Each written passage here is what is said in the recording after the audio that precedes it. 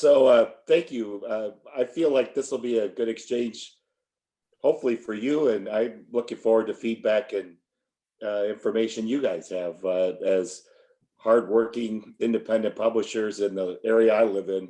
I have a lot of respect and admiration for what you guys do.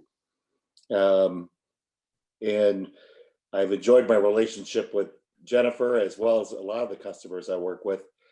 And when I speak tonight, I'm not speaking as Tom at Versa Press. I'm speaking as any of your book printing sales people or customer service that you have. I really want to speak from a very just a general way, excuse me, in a relationship that works for you with your printers and ways that you can optimize things, and hopefully brings just some information that either reinforce what you've heard or maybe some new info. Um, the current state of the print industry is, I feel in some ways, I don't want to sound like I'm repeating things you've heard so much, but it's very tough. We hear all about all the time the supply chain, whether it's every time you turn on the news, see boats scattered all over the water.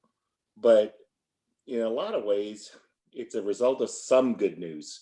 I mean, the reason why in our publishing industry there is such a scramble and all this chasing is because readership is up. Since COVID, people went to reading books as an escape more than they had in a long time. A lot of people were always avid readers. Those folks, continue that. But there's a lot of people who started looking for more time to read as an escape. This put a big demand on printed books. It seemed like all the time as a rep and in all these years, I look in Publishers Weekly and sales are down, print demand's down. It's never anything to high five about. But readership is up. And to be completely honest, I'm not exactly sure how they measure that. But the way I understand it, there's folks out there that take these polls, ask people like you, I, and others, have you been reading lately? How many books do you read? Is this compared to what before? And they measure that. And I've heard numbers as high as 20% increase in readership. And just in my own life, people I know that I would not, think of as readers are saying, oh yeah, I'm reading a book now. And I think they feel like they need to tell me that, but they don't. And it's, maybe that's something you guys are finding in your lives, people that you know and or come in contact with that you didn't associate as readers are now coming into the product we love, and seeing enjoyment and getting a lot out of it. This big increase in readership has definitely changed the dynamics out there. It's led to this big surge in printed book sales. And when COVID first came out, everything bottomed out and it was gloom and doom. Amazon said, we're not selling anything but cleaning supplies. And I know all of us were concerned about their personal lives and our professional lives, like how this was going to affect us. But printed sales started really booming shortly thereafter. And in 2020, the sales had increased 10% over the year before, 2019. And then what makes that a little even more surprising is so much in the educational market was not even a presence because people weren't in school. A lot of where I'm at, the educational demand was very low.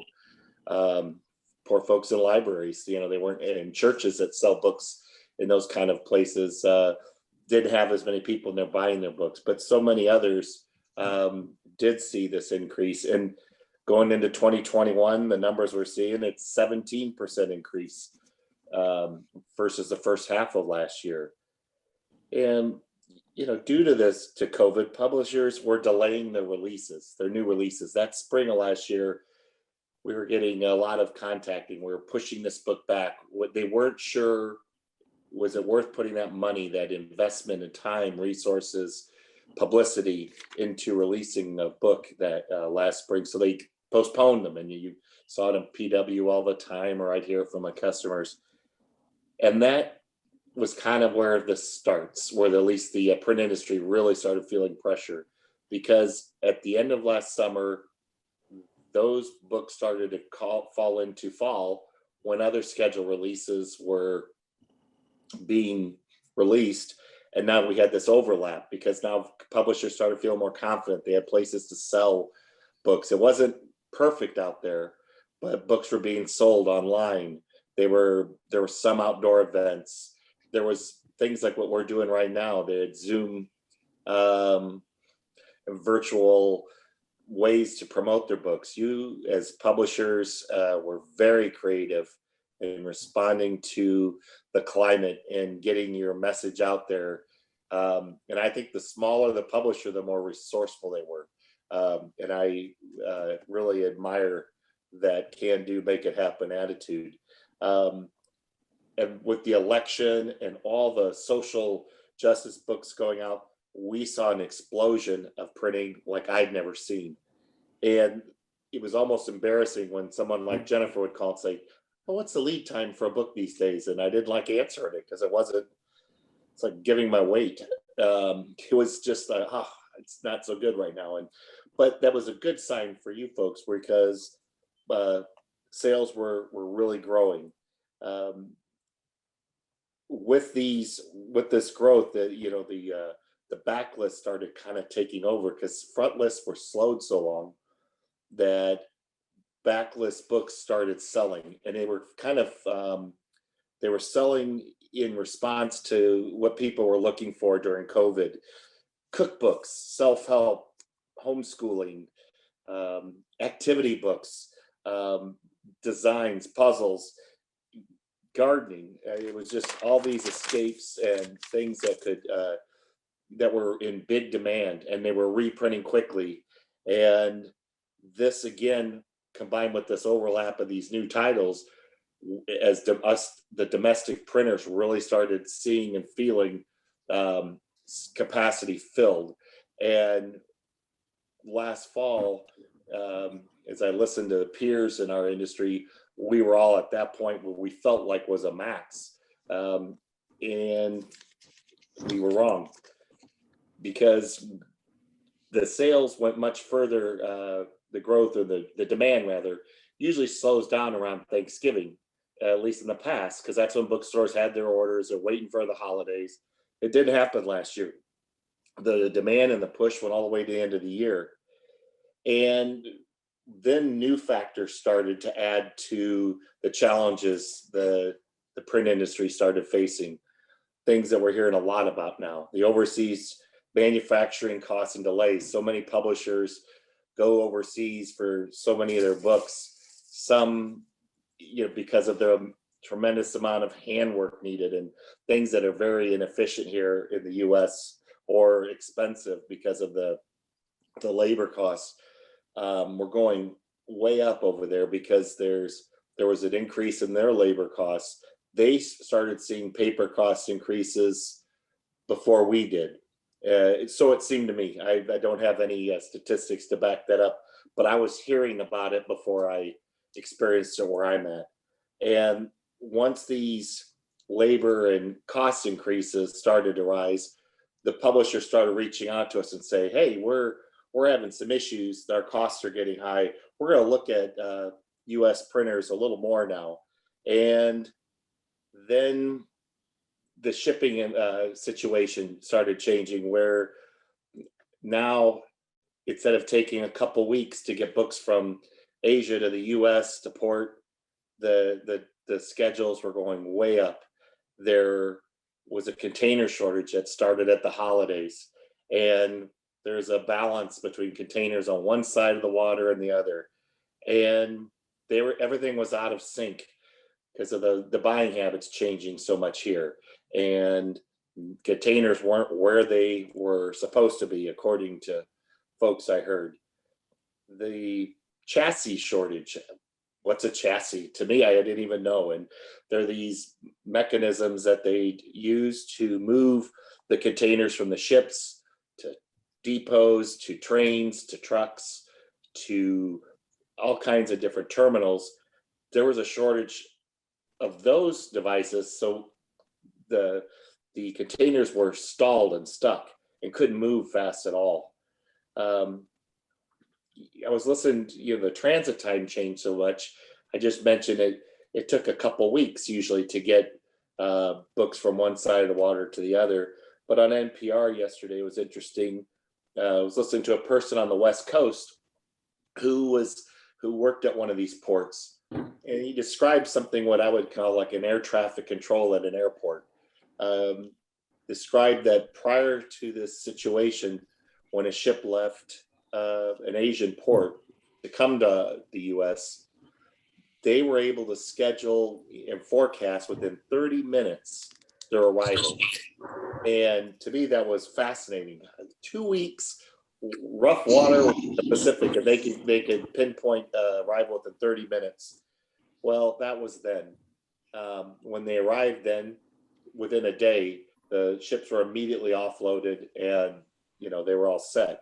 Now we're at the beginning of something where it's taking 2 weeks to get here, but then almost another 11 days that they're at port. They're stranded.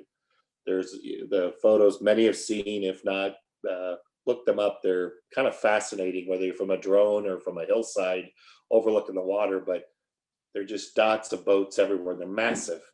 And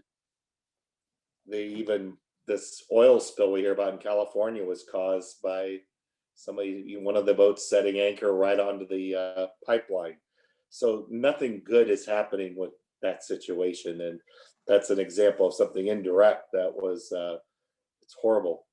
And all these areas that we're mentioning, these shipping challenges, the containers, the trucks, the trains, everybody is short people. The staffing situations are awful. They're chronic. Um, any of us, sending packages out have experienced it domestically from even U.S. Towns to U.S. towns.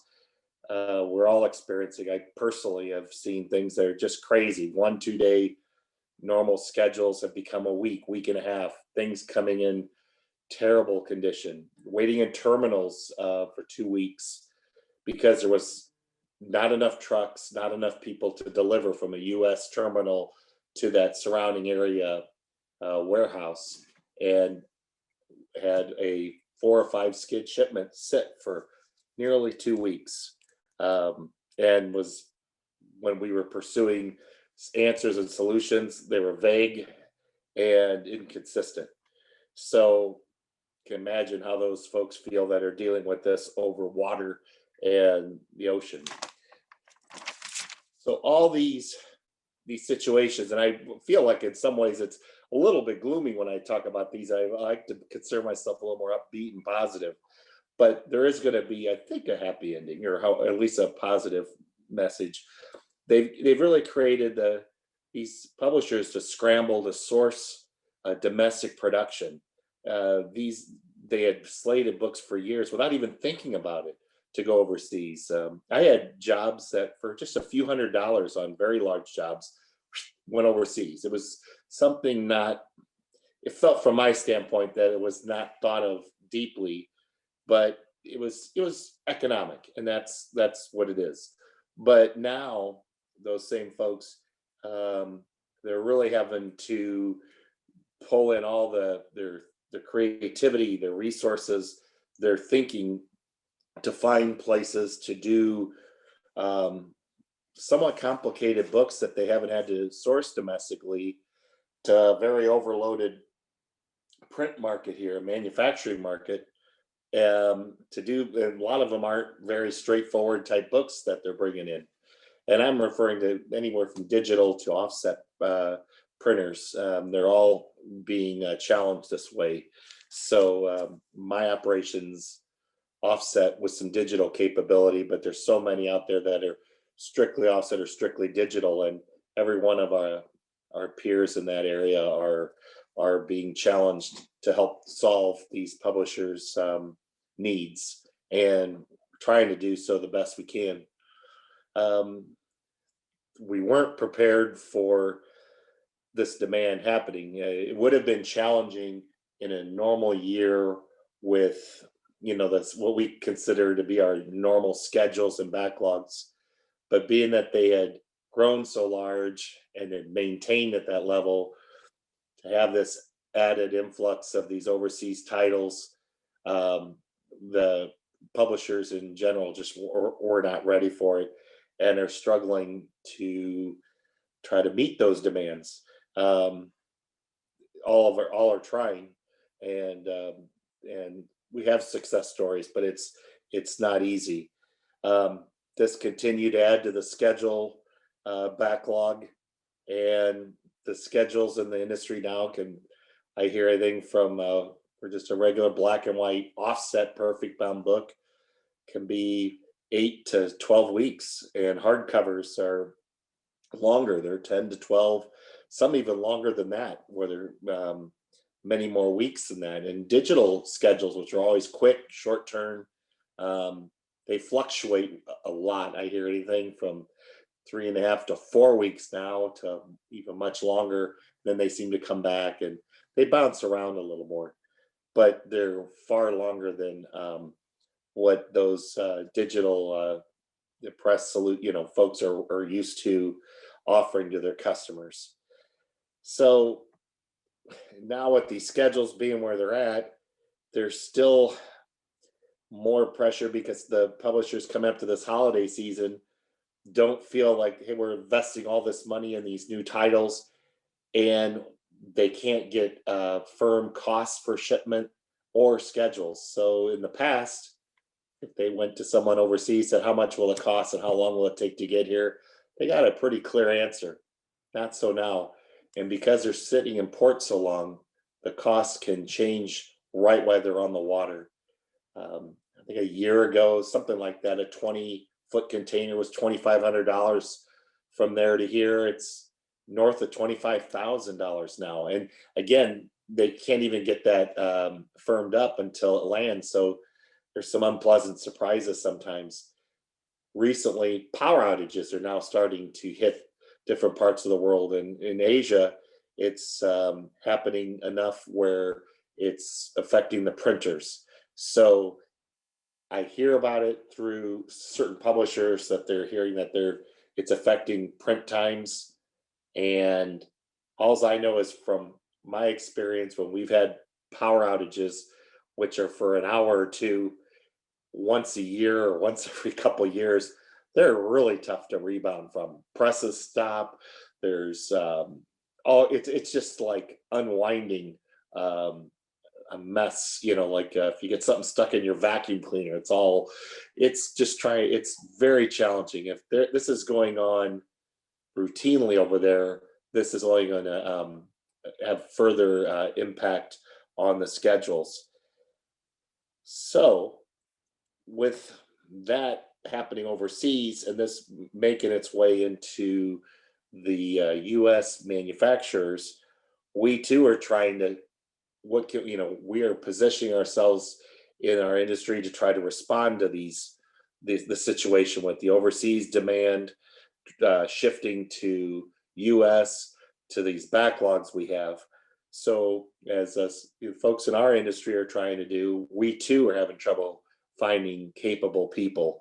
We put a lot of effort in it, where we try to make sure you have someone not only just hiring, but someone that's going to be happy. That's going to, a good hire is someone who's going to stick around a while, learn, enjoy themselves, add energy to your place. It's very hard to find that, regardless where you're at. And in the past, manufacturers always were a real desirable job. They paid well, they had great benefits, long-term hiring. And so what we find now is we're competing with retailers for folks. Right now, Target, Costco, Walmart, many others are $15, $16 an hour and higher. I've heard as high as almost $20 an hour for a Walmart out in the East Coast. But here in the Midwest, where you guys are and I am, it's well over $15, $16. And I can't speak for their benefits or anything else, but it's never been head to head for an hourly rate to land folks that we were competing like that. And others offer retention bonuses. I was out on a travel trip and somebody had a pizza offer for just applying, gift cards. Um, these are all things that maybe you guys are trying to do when you're staffing. Um, we too are trying to compete for those people, and it's our human resource folks are have their work cut out for them. And because of the nature of our work, the equipment's very expensive. We run, and I think many of our peers do too, multiple shift operations. Where I'm at, we run 3 shifts, 5 days a week, and to try to get second and third shift staffing, um, it's challenging. Um, but we're doing it, and we've done a we've worked. We have to make a lot of effort to make sure that we're meeting those our employees' needs. The In the past, when we've been behind, we tend to respond with a lot of overtime. We have to be very careful and aware of not wearing out our employees and staff, so we try to balance it. But now we have a lot more to balance. Paper mills have shifted their capabilities over the last few years, since some of the demand for the papers we use for books have changed to something that's more profitable. These folks are in business. They weren't making as much money on book paper, so they shifted it to personal hygiene paper, packaging paper, cardboard box materials for all these boxes everyone's shipping everywhere. So the availability and capacity of these mills was lower, and then when this demand shot up, they have done everything they can to try to keep up. Particularly the white stocks, the white coated papers, the white offset papers, those mills are all running at 100% of capacity right now. So when they're in that situation, is everything's stressed and strained, but they're raising prices pretty often because they can. And the materials like pulp that they use, those prices are going up. And there's even shortages in some of the chemistry and some of the other materials that are, think about with paper, that have made what they're able to produce all the time difficult to make as much as they would like, and more importantly, what their customers want. So allocations have occurred. So now none of us can go out and just order whatever we want and expect to get it in volume. No matter, the mills are saying, we want your orders 3 months in advance, and we get an acknowledgement saying, well, you ordered X amount, but this month we're going to give you X, but next month you're getting 5 trucks less than that. And so the onus goes back to the manufacturers out there to balance these things, to make sure that the amount of hours that are worked, the machines that are running, can support, can be fed by enough paper. There's been cases where printers have run themselves out of paper and their next shipments are a ways off. And that is obviously causes an issue with meeting customer needs. And it's challenging. Sometimes the mills their schedules, or they'll say we'll give you this much in a month, but not necessarily when you expect it that month. And those could change. And whenever they say, hey, we're going to send these to you next week instead of this week, you're really not in a position to argue. You just say, yes, thank you, we'll be ready. Let's see here.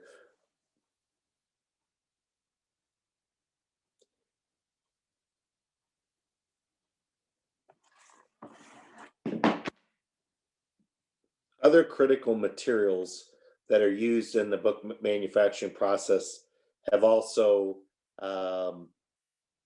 been stressed. So an example is we use these plastic ink cartridges for our color presses. They look like tubes. Load them in the press, they run, and when they're empty, you change them out. I'm really oversimplifying a very challenging job a press operator has, but it's to us, it's sort of we're used to using these tubes. All of a sudden those plastic tubes were not available. And we felt fortunate just to get cans of ink to still run our presses and to meet needs. The only issue was the presses ran differently with cans versus these tubes. Certain elements on the press we couldn't use the same way. There's a machine called an agitator that runs, it's like a metal finger back and forth that mixes the inks.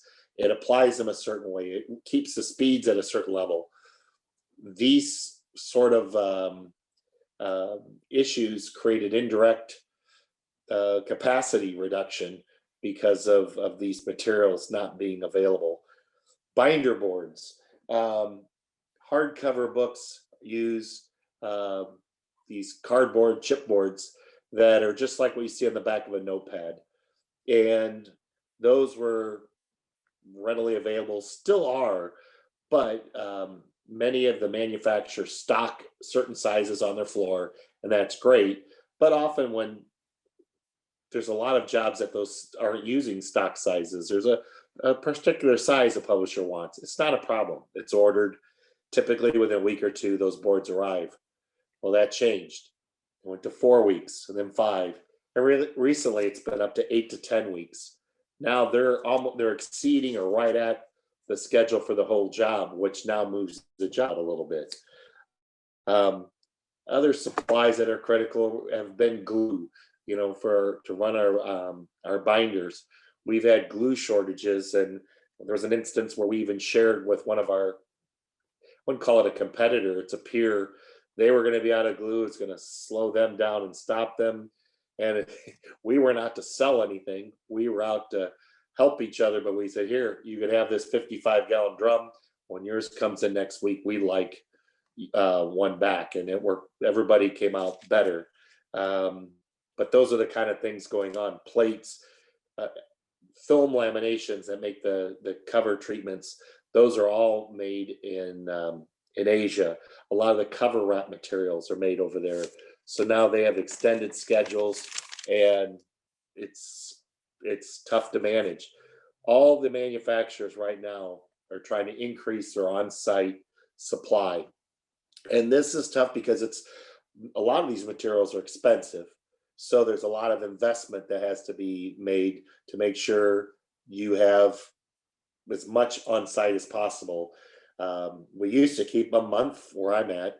Now we've extended it quite a bit longer than that to what we can get, just to try to avoid, if there's a disruption, that we will be able to protect ours and our customers' needs. Not only does it take more money to purchase those materials and keep them there, you need the space, and you need people to manage and maintain and watch these things very closely, so you don't get the operation isn't compromised. So with all the paper, ink, and glue shortages, kind of like I just mentioned, those really have to be synced with manufacturing, so presses and materials don't run each other out, and they're managed well to continue the operation and to meet needs of our publisher customers. It's not easy. Sometimes because the mills are running at these high levels, there's some quality issues with material that come in, and swap outs have to occur.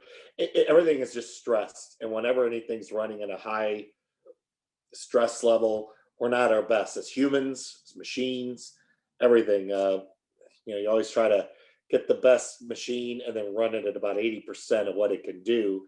That's going to be nice, but when everything's running at a high level, it's stressed a bit, and those kind of things are a challenge that has to be watched and handled accordingly.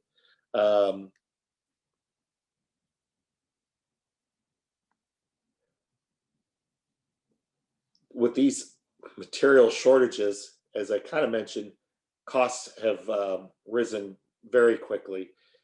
In the past, because a pretty abundant supply is kept on site, or as much, 30 days or so, material increases were sort of not real often, and they were really something you could transition in a even comfortable way. So sometimes we wouldn't have a price increase in a year even, but let's say we had one in a year.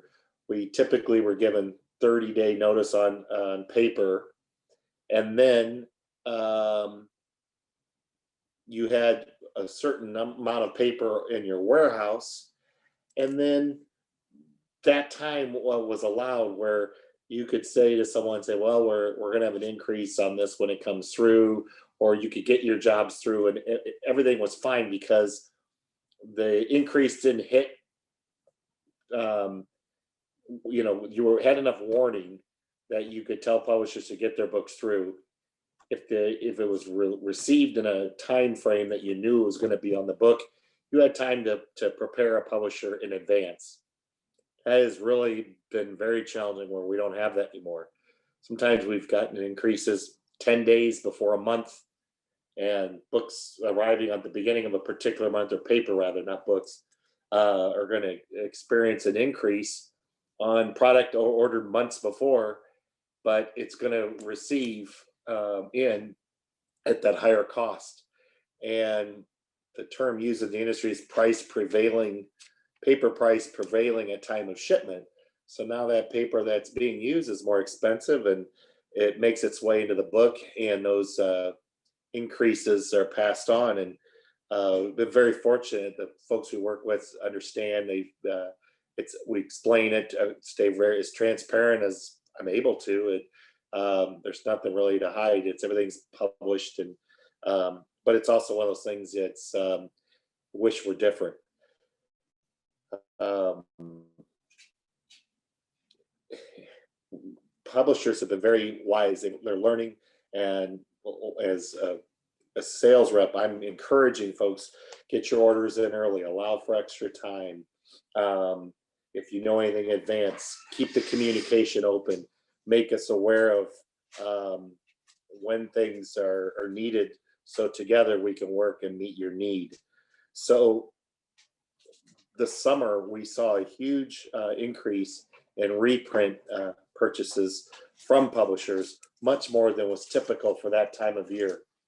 And they too were stocking up, the equivalent of toilet paper almost. The order quantities were higher, they were earlier, and I think it was wise. It still put us a little further behind, but they were doing what they needed to do. They were responding to the market and making sure that they had product to offer their stores, their customers, and represent their authors, to put those books out there and avoid the back order situations. And I commend them, and together work very hard to try to make sure that occurred.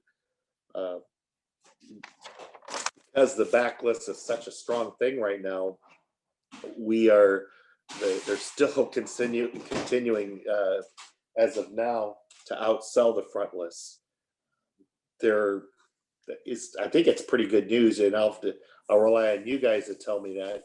But from my understanding, the backlists are so much more of a profit area and a margin area for the publishers.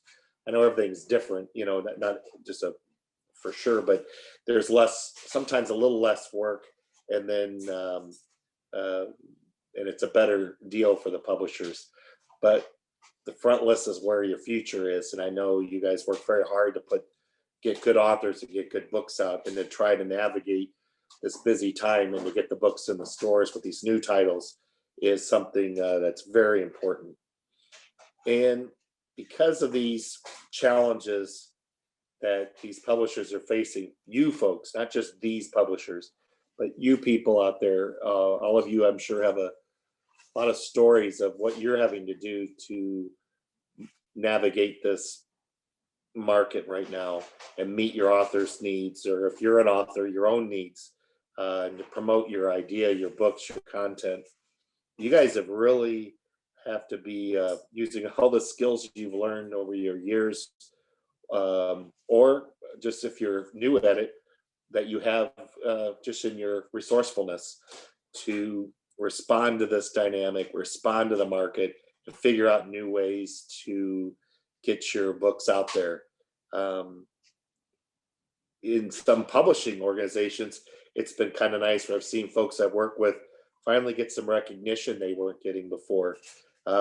Maybe certain colleagues or supervisors or superiors maybe just assume that, yeah, that's all taken care of. Warehouse will take care of that. Marketing does this. Now I think because it's so needed and so visible and transparent, these publishing organizations are seeing these folks really shine and overcome a lot of challenges, working very hard to meet their organization's needs. And I'm really glad to see that for those folks. And I know especially you guys must be smiling when you hear this, because if you're a smaller publisher, it might be just yourself, maybe you and a few folks. So you are wearing a lot of hats right now. I talked to Jennifer today, and it was interesting because she was, I was looking for some, getting some answers for tonight. And she was in a car going several hours to pick up some books at a printer and then go back several hours to deliver books at a Comic-Con in Detroit because it had to be done. If she said, oh, I'll just UPS them or I'll put them on a truck, that's easy at the moment, but it doesn't, she wouldn't be sleeping well tonight because she wouldn't know that those books are getting where they need to be and when they need to be there. And she's just a representative of what you guys are all doing. I know whatever is needed to support the line, you're stepping in and doing those kind of things to meet your customers' needs, your authors' needs, get things to the store. And I think it's awesome. And whenever I hear those kind of things, I don't know, it's a great feeling. It's great to work with or be associated with folks that are willing to do that. And I think most of us do that when it's called for it. It's kind of nice to share those stories.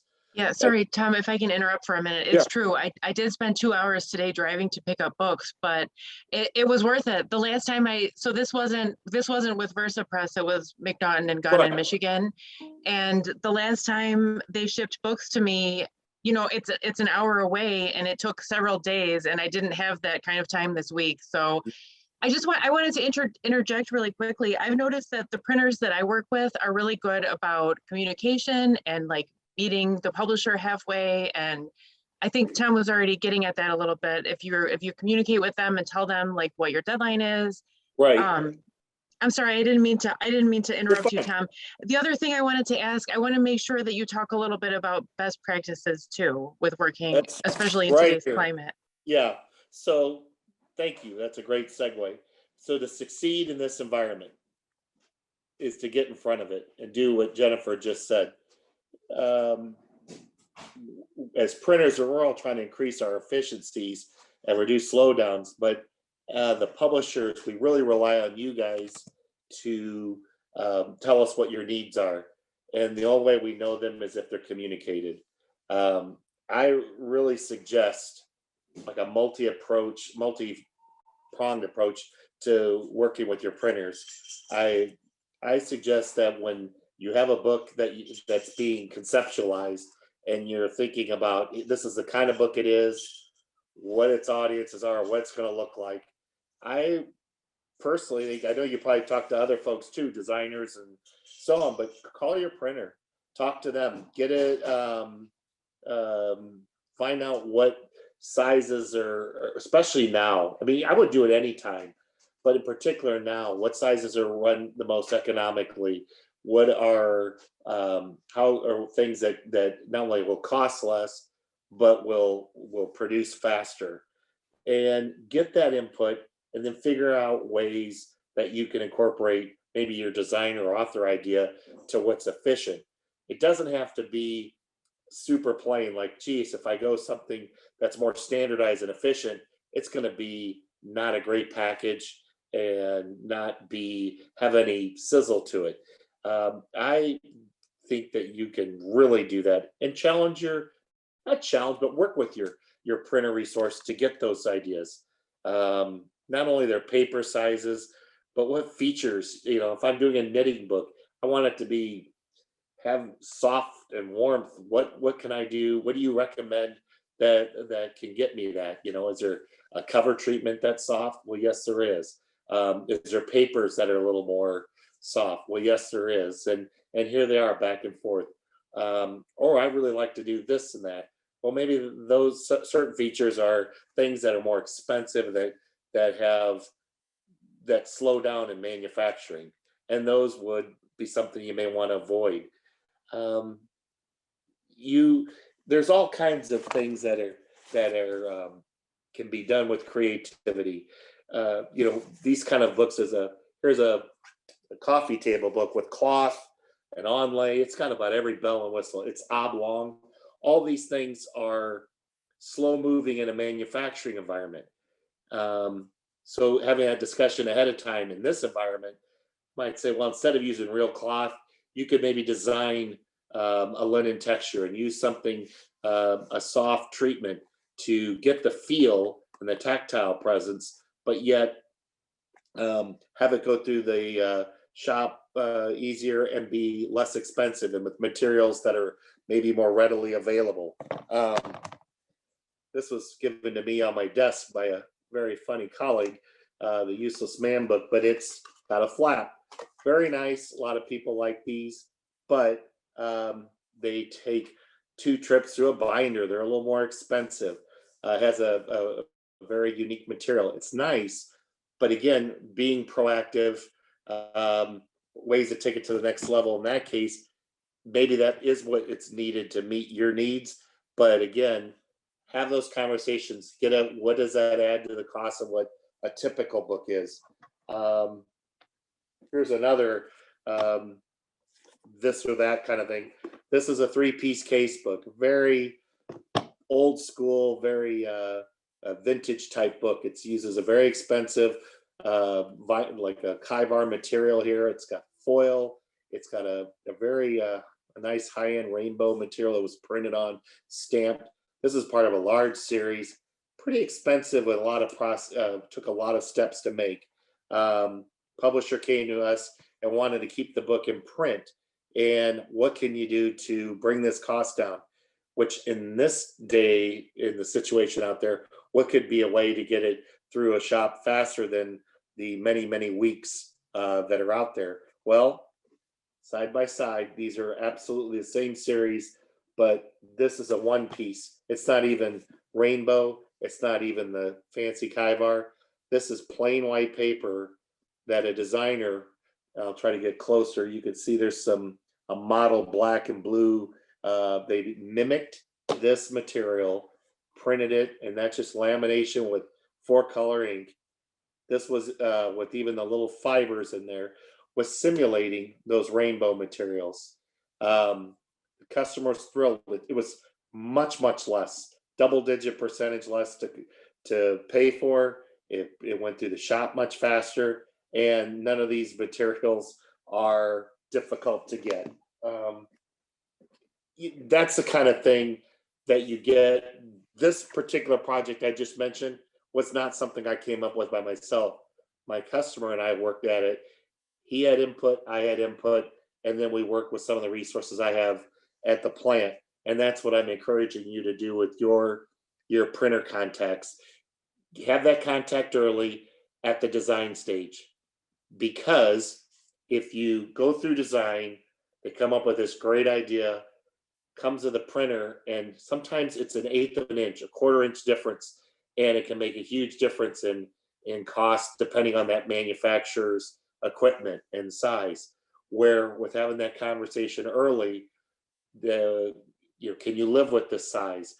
This will save you this amount of money. This is quicker to make, and all that could be a template to move forward with, and you can design the book and meet the needs that you're trying to get with that book and how you're trying to package it, but yet you've already worked yourself into that particular manufacturers or maybe multiple manufacturers. If you're talking to several reps, strengths and materials that are out there that aren't on these 8 to 10 week lead times like I've just been describing, and with a lot of backlog. This is something I think is um, makes such a difference. Then take it to your designer, get your design put together. Now, as it starts to get towards the finish, and you're looking ahead just a month or so to maybe go into print, I would suggest coming back to your printer and your rep and saying, okay, it looks like we're going to have the files ready at the first of next month. How are schedules looking now? Here's an updated page count price, all those kind of things. This is where we're at. Here are the quantities I'm thinking. Now you can get a feel for expectations of not only pricing, but the schedules. And maybe you were caught by surprise. Well, gee, it's now an extra week or two. I'm glad I got to them early. Maybe with some conversation, the publisher can speed a few things up, and the printer can do a little stretching, and we can work together to meet those needs. It's so much better to work that way, to have those steps along the way, to be connected and to be aware of where each other's at with the project. So, you can continue to be a help to that publisher, and you can also fit into that manufacturer's workflow. And again, it's just the communicating, the advanced speaking. I think it's more enjoyable. I love working on a project with folks, and then later on seeing it in a store. I'm sure for you publishers, it's a big thrill, you authors, to see your book in print and sitting on a shelf. Well, it is for a lot of us too in the industry, where not only the sales folks, but I think anybody in our company or in our industry gets really excited when we see something that we've been a part of, even a small part. It's very satisfying because we're working together and trying to meet each other's goals, and it's truly rewarding. So that's what I have now, and I hope this has been helpful. And hopefully I didn't get too gloomy with some of the situations with material and schedules. But does anyone have any questions? Well, I'm going to start with one question, and then Nate can go through the questions that arrived in the chat. But I want to give a little bit of background information on this one. So I'm working on a book right now with Tom. It's going to be an entertaining cookbook that's coming out in May of next year. It's hardcover, it's 9x10. So I've been talking to him about this book and like production time and when do we need to send the files and blah, blah, blah. Internally, we were trying to solve a design issue that we had where there was a large picture that we wanted to use and it wasn't clear where it should go. I had the bright idea, let's do it on the end sheets. It would be amazing if we printed the end sheets.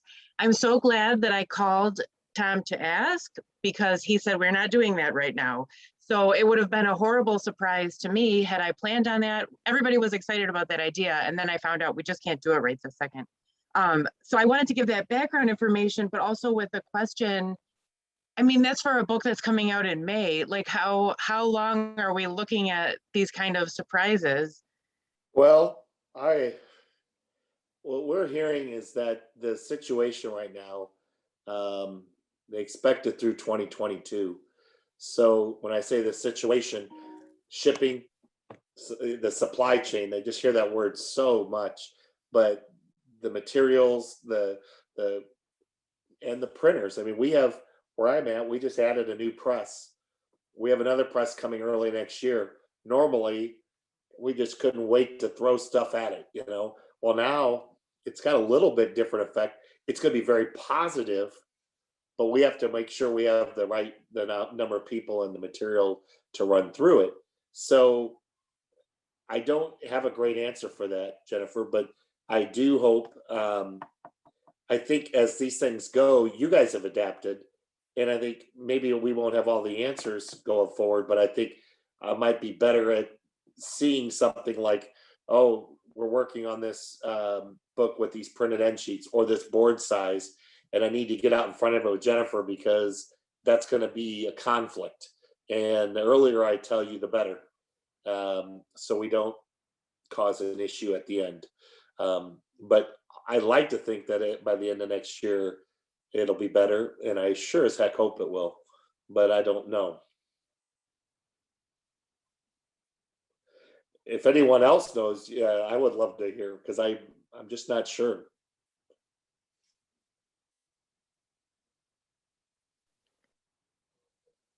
I don't know if Nate's still with us, but I saw Karen just popped a question into the chat. Can you give an estimated time at this point for hardcover picture books with a jacket? Yeah, right now they're about 12 and a half weeks. For that, I'm assuming it's full color, and some places are longer than that.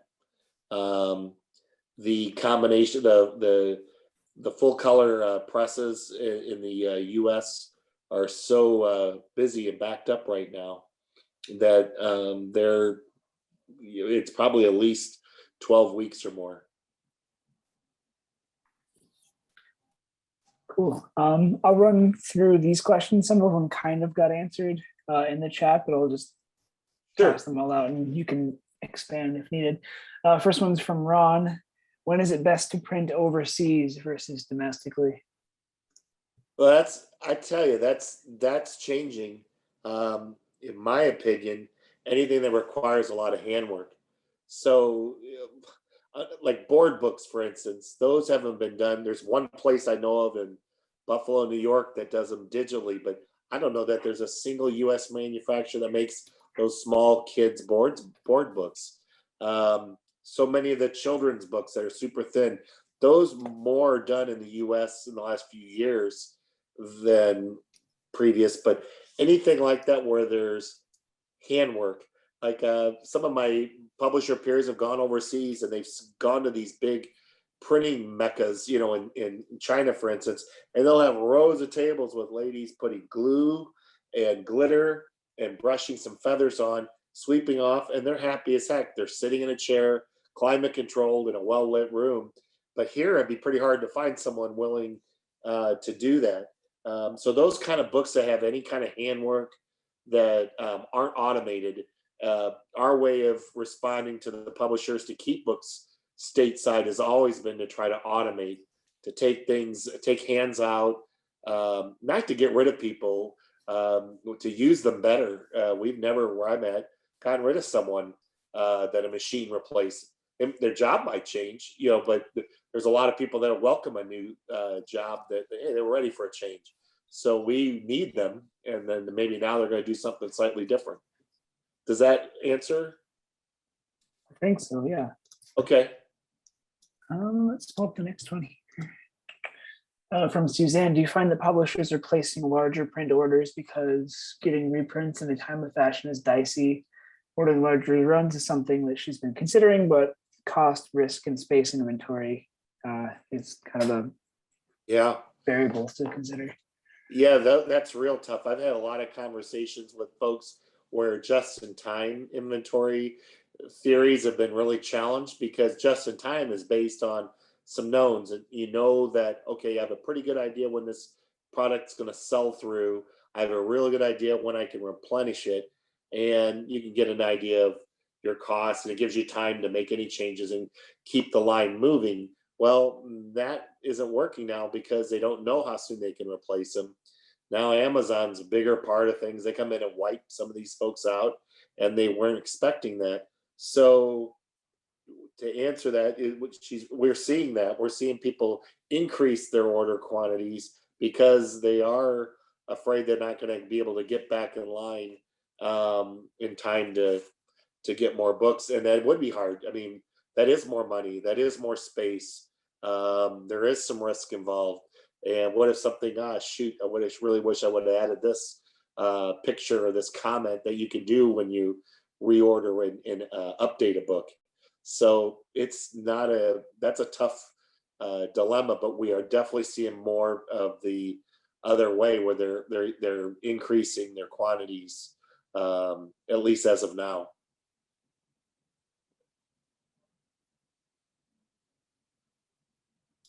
Excellent. All right. Our next question here is from Ron again. Are some types of paper more available now than others? Yes. Look, I have a prop.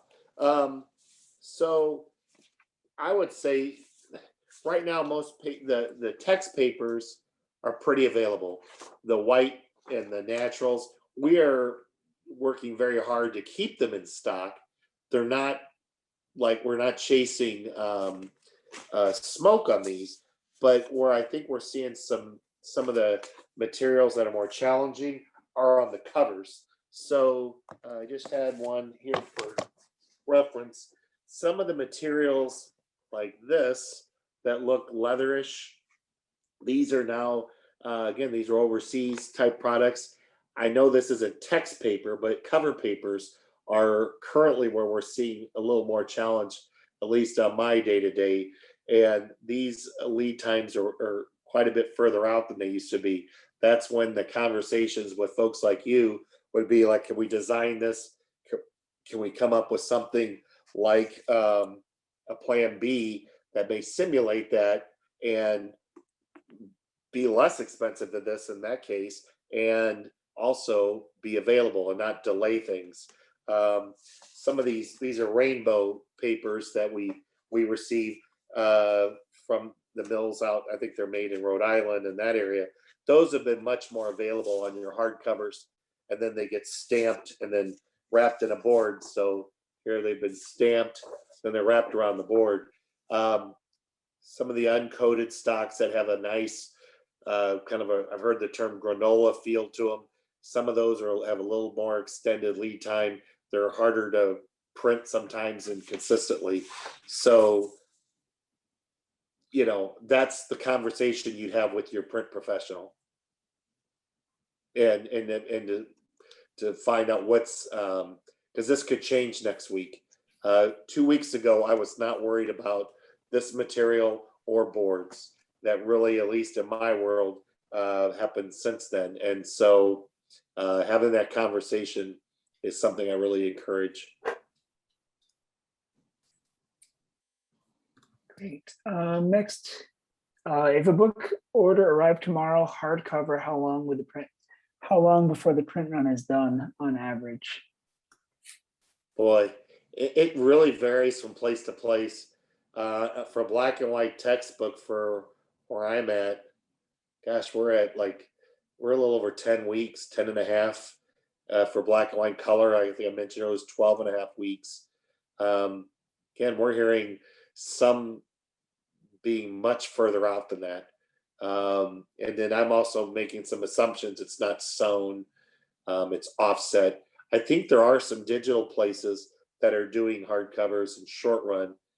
They probably have a better schedule than that. But what I'm hearing is at least what I just mentioned, and in some cases a bit longer.